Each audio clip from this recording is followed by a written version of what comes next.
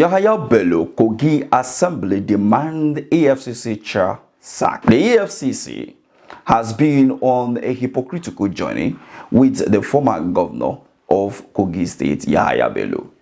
According to the Efcc, the governor of Kogi State has been covering the former governor with his immunity, which is the reason why he has not been able to be arrested by the anti-graft agency. But away from that, the Nigerian government demands permanent seats in UN Security Council.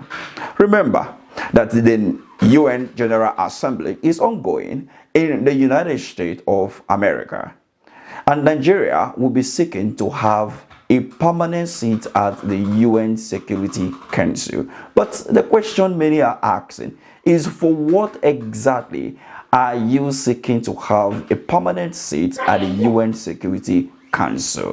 From 1960 in Congo, we have been in 41 different United Nations missions to provide security across the world. Based on that background and the effort of Africa, we also call on the United Nations to reform the United Nations Security Council so that Africa can have a permanent seat. It is time, we deserve it, for justice and for equity and for inclusiveness. However, the Vice President of the Federal Republic of Nigeria, His Excellency the former Senator Karim Shettima, arrived New York for the 79th UN General Assembly, and many are asking why the VP and not the president going for the UN meeting, which will be the first since taking over power from Buhari in 2023.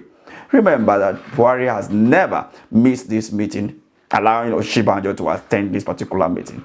Moving on, the National Assembly resumed seeking or asking Tinubu to submit 2025 budget. The Nigerian National Assembly has been on recess for a month now, but resumed yesterday as the demand for the 2025 budget from Mr. President Bola Ahmed Tinubu. Let's not forget that this 2024 budget was approved on the 1st of January 2024, and a supplementary budget was also approved in June. Remember that the opposition cried out, especially His Excellency Mr. Peter Obi, sometime in July, and he said, quote, that the government would be running 4 budgets concurrently since they have not been able to give details of how the supplementary budget of 2023, the budget of 2024, a supplementary budget of 2024, and even the budget of 2023 has been run so far. This has been a lot of conversation since then.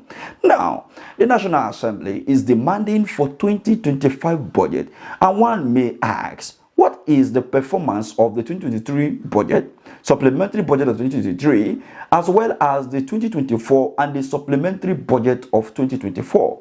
We will not just sit and forget in a hurry how the budget was pardoned by the Senate, of which Senator Abdul Nenge was suspended for 2 to 3 months. Should Nigerians just keep quiet while the executive and the legislative arm of the government continue to mismanage our resources?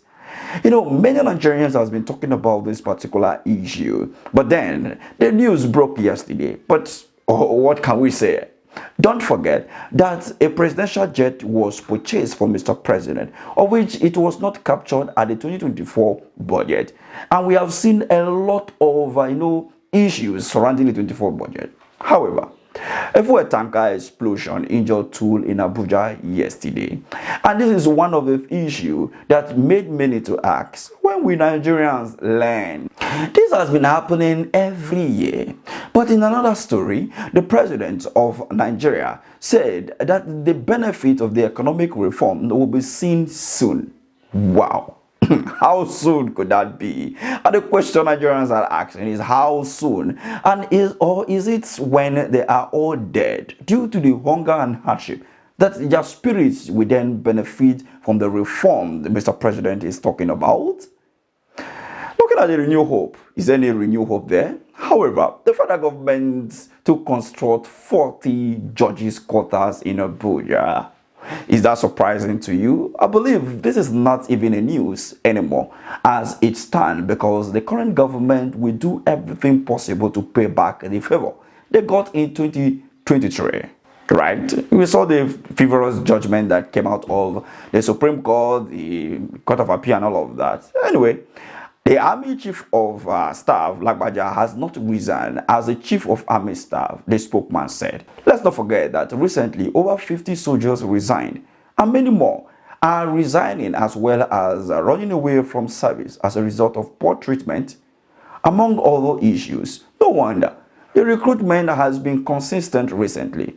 But let's not forget that they have been complaining of firearms not being enough or well equipped. But anyway, the United States government has issued voting guide for citizens in Nigeria ahead of election in November. Wow. Can Nigerian government ever do this for her citizens within Africa, not to talk of Europe? Remember 2023 general election. There were a lot of talk about the diaspora voting. We have not been able to solve our issues with transmission of election and all of that. Meanwhile, the Efcc, ICPC, DSS joined Borno Flood Relief Committee. Now, wow, the government has reduced most of our agencies to nothing as it stands. If not, what is DSS doing there? Anyway, but what do I know? Over to our oil sector. As it stands, the oil price rise aimed Middle East tension. Now that the price of oil has gone up, and this is the time the Nigerian government needs to make more money. But no, they are not ready. How much crude oil are we producing as a nation per day? Do the government even have the data? I don't think so. That is a very big question. Look at Saudi Arabia and other nations of the world that produce oil. They have details, but in Nigeria, nothing. Anyway, disregard for rule of law marred Edo governorship election, Obaseki. Now you talk this in Obaseki. Anyway, the US provided aid to Borno flood victim. Another way to loot for Nigerian politicians. Rivers APC to sanction pro-Wike lawmakers for denying defection. Anyway, China urges citizens to leave Israel as soon as possible. This is as a result of the tension mounting in the Middle East. But let's come to think about it. Do you think this will end soon, or we are heading into a World War III? What do you make of all of these? Let's have this conversation in the comment section. I remain Eriba Jerry. Thank you for watching. If you have not subscribed, please do it, hit the subscription button, as well as share this video to reach a larger audience. Thank you.